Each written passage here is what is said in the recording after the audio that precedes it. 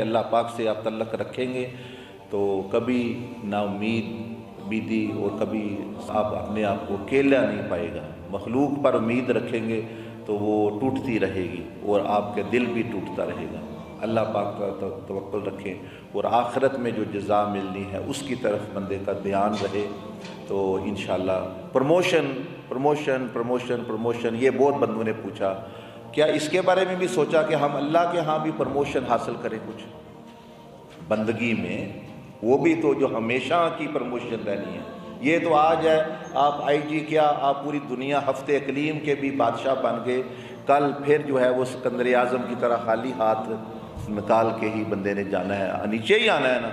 تو کیوں نہ ایسی پروموشن حاصل کریں کہ جس کے بعد ڈیموشن نہیں ہے، ایسی پروموشن اس کا بھی ہے، وہی اصل ہے۔ حضور علیہ السلام نے فرمایا، آخری بات کہتا ہوں، جب آپ معراج کی رات آسمانوں میں پہنچے تو اللہ پاک نے فرمایا کہ اے محبوب صلی اللہ علیہ وسلم کوئی چیز آپ چاہتے ہیں میں آپ کو کیا دوں؟ انہوں نے خواہش کا اظہار کیا، بہت کچھ اللہ نے عطا فرمایا، لیکن اللہ پاک نے پوچھا بھائی آپ آئے ہیں معراج میں تو میں آپ کو کیا دوں؟ کوئی آپ کی تمنا، کوئی آپ کی آرزو، کوئی آپ کی خواہش رہ گئی ہو؟ تو حضور علیہ السلام نے فرمایا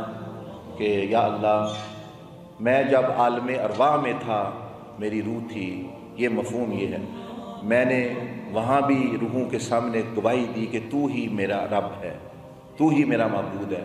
دنیا میں آیا، غار حرا میں بھی میں نے یہی کہا، اتر کے بھی یہی کہا، مکہ کی گلیوں میں، طائف کی گلیوں میں اور پتھروں کی بارشوں میں، تلواروں کے سائے میں، رات میں دن میں نے یہی کہا تو میرا رب ہے، تو میرا رب ہے، تو میرا رب ہے۔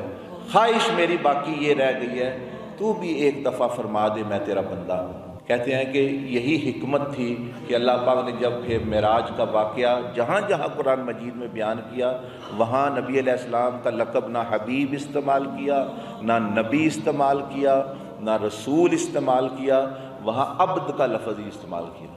اس کی کیوں وجہ کہ حضور علیہ السلام نے یہ خواہش کی تھی کہ یا اللہ میں تو ساری زندگی کہتا رہا تو میرا رب ہے، تو بھی ایک دفعہ فرما دے کہ میں تیرا بندہ ہوں، میرے لیے یہ کافی ہے۔ تو یہ ہستی جو سب سے افضل اعلیٰ، ہم تو چاہتے ہیں پروموشن، کوئی کہتا ہے میں کتب بننا ہے، کوئی کہتا ہے فلاں بننا ہے، وہ یہ کہہ رہے ہیں کہ میں اللہ تیرا بندہ بن جاؤں اور تو مجھے بندہ کہہ دے، تو یہ میرے لیے سب سے بڑا اعزاز ہے۔ تو پھر اللہ پاک نے سبحان الذی اسریٰ بعبدہ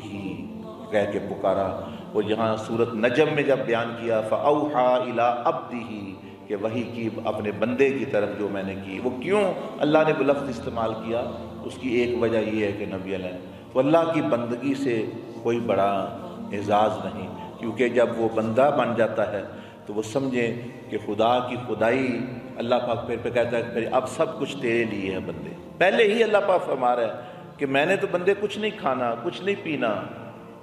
کچھ نہیں کرنا، هو الذی سخر لکم ما فی السماوات و ما فی الارض جميعا، تیرے ہی لیے ہر چیز زمین اسمان کی میں نے مسخر کر دی، آخرت بھی تیرے ہی لیے ہے۔